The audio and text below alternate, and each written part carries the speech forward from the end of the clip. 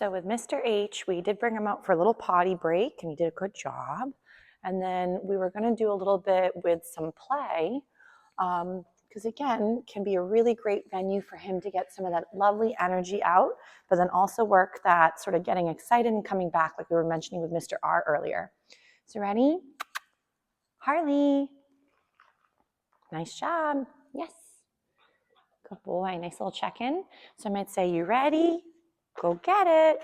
So again, for being a little, nice job. We want to keep it low and on the ground and make it really easy to grab the critter. Oh my goodness, you forgot to chew that last snack. There we go. Let him finish chewing. Good job. And then when the toy will come alive, and then we chase and try to go after that bad boy. So you'll see that my swooshing motion is nice and low, and I don't raise it up off the ground.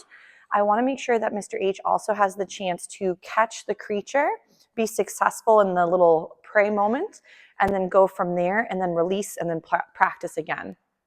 Nice job, sir. So for a lot of puppies, grabbing things is super easy. The letting go can be harder. So again, I'd like to go, Harley, get Mr. H's attention. He's like, no, I finally caught this creature, and he's amazing. So if he's really excited, you'll notice I stepped on the part of the rope for the lovely flirt pole, so he can't go further away.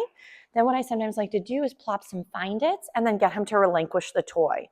So remember, letting go shouldn't always be the end of fun. You should also be able to play again. So ready?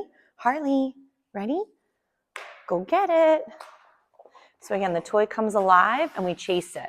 So remember, puppies can still have a good time, play and romp, but I would make sure that you're doing it at a soft enough level that we're not expending too much harsh energy at once. So what I mean by that is don't go for very long periods and make it so intense that we could harm the puppy while he's growing and developing.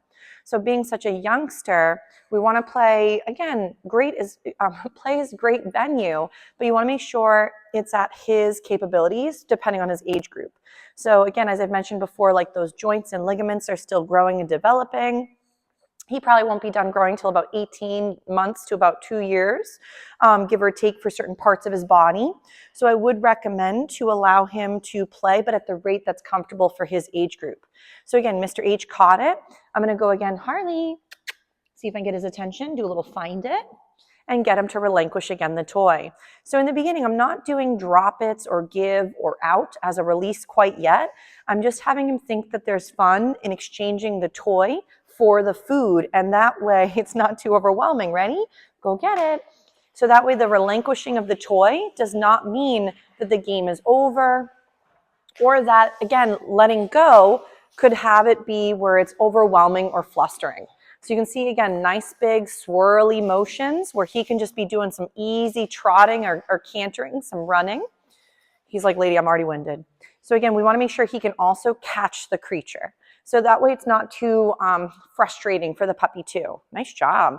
So as I mentioned with Mr. R, when he was playing too, is you want to have this on-off switch, which can help you later for overexcitement or overwhelmed feelings. So those big emotions as you're going into adolescence. So remember, adolescence is from 6 months to about 18 months or 2 years of age. He is the youngest in the doggy day school. Mr. Ruger's about 1, give or take.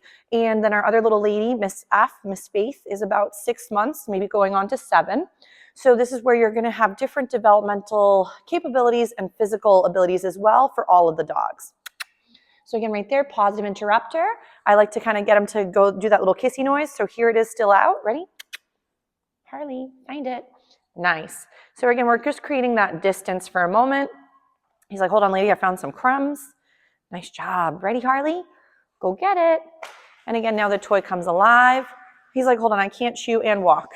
There we go. Oh my goodness. Yeah, get it gobbled up. So now again, toys wiggling. Oh my goodness, we're getting so tired. Catch that bad boy. So I would only really play with him for a few minutes at a time, and then make sure that you're bouncing back and forth between play and then other sort of life skills. So getting calm again, checking in for his name, bouncing back from a distraction, maybe redirecting him onto a chew item that you'd prefer. So we might go again, Harley, find it. get a nice little disengagement, and then get him to take a little break from the flirt pole.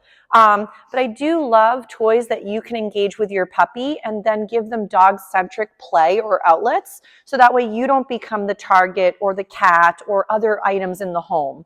Nice job, sir. So again, as he's doing quite well, we might work a little bit with getting him into my space and feed for that closeness. Good job, sir. But I definitely would make sure that when practicing, your criteria is easy enough for him to be successful, and that you're, again, just picking one or two little skills to work on for a few moments at a time, and then make sure he's getting a lot of good rest and periods of decompression and relaxation. Because for a lot of puppies, if it's go, go, go all the time, your puppy might start to think that's how their whole life is going to always be. And remember, it's important to get them to enjoy the boring, if that makes sense. So having him just hang out, have a chew, kind of just veg with you for a little bit.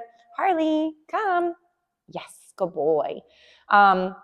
Because if your puppy, for example, is always being occupied and always being engaged with, then when you go to leave them be, maybe you have to go out to the grocery store or you have to do some of those different adventures, you want to make sure that your puppy feels comfortable sometimes being disconnected from you while still when you're home. So that way it's not the only time do you leave them is when you're actually leaving the home front, because then that could equal some more stress for down the road. Harley, come.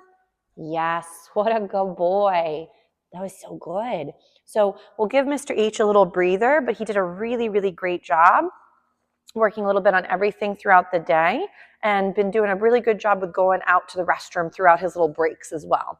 So, but we'll give him a little break, and that was really, really pretty.